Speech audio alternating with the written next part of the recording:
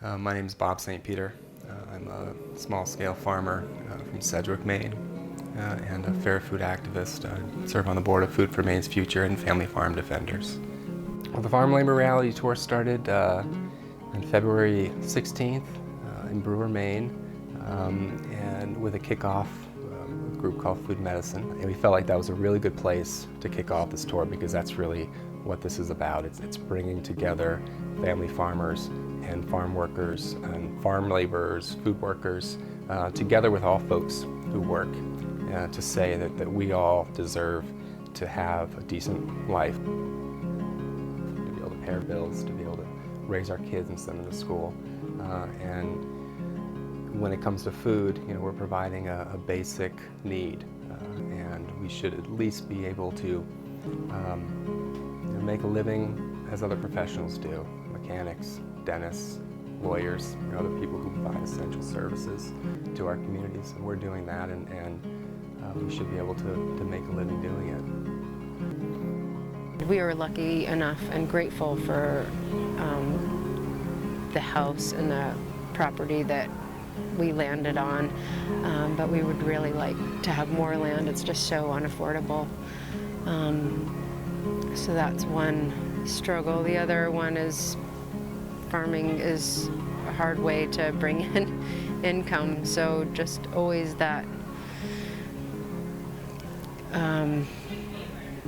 thought that we might not be making enough money.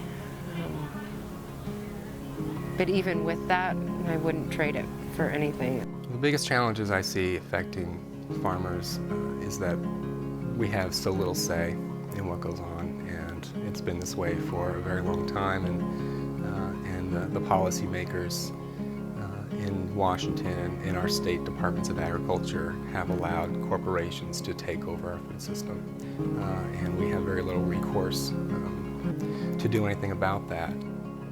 So the goals for the Farm Labor Reality Tour are to build solidarity among farm workers and family farmers and food workers. We also specifically want to bring attention to the Land of Fakes campaign and the campaign to get fair prices for dairy farmers, and also to bring attention to the campaigns of the Coalition of Immokolee workers, who really inspired a lot of us to move in the direction of directly confronting the corporations who are taking more than their fair share. And we also want to bring attention to the U.S. Food Sovereignty Alliance, and that there are organizations and community-based organizations around the country that are coming together under this banner of food sovereignty to address the structural issues in our food system.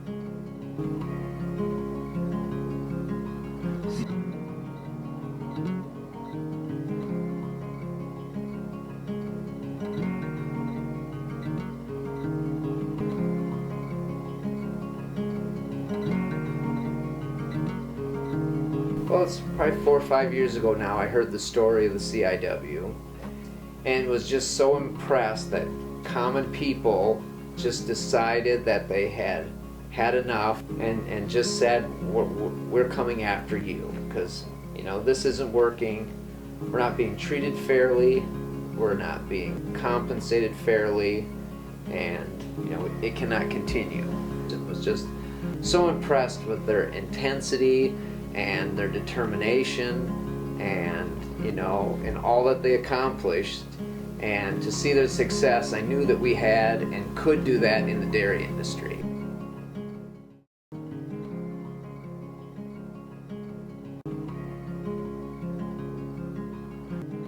Si hay muchos estudiantes aliados, pueden traer más y más gente y hacer la conciencia entre todos, que hacer un cambio.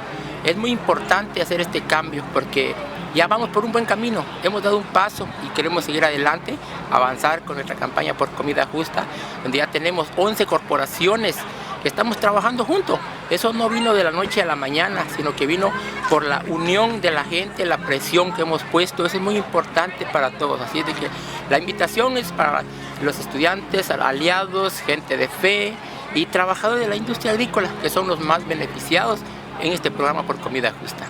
Many small farmers are getting out of business because of how the structures are set up, and they are fighting so that they can continue to feed their families in a dignified way. So there's a huge group in the United States that's organizing, and we have some of the members here from Farm Defenders, also from Food for Maine's Future, and we're collaborating with them because we know that at the end, we need to work together.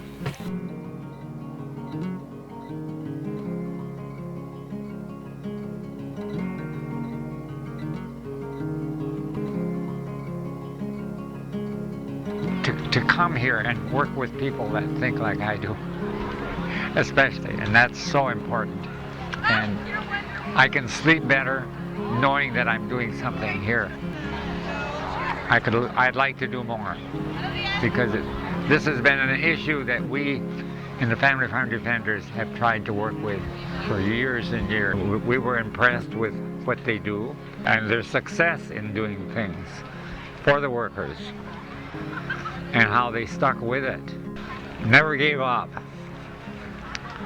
So anyway, we're trying to follow their model and doing the same thing for dairy farmers to get fair prices, and also for fair wages for the workers.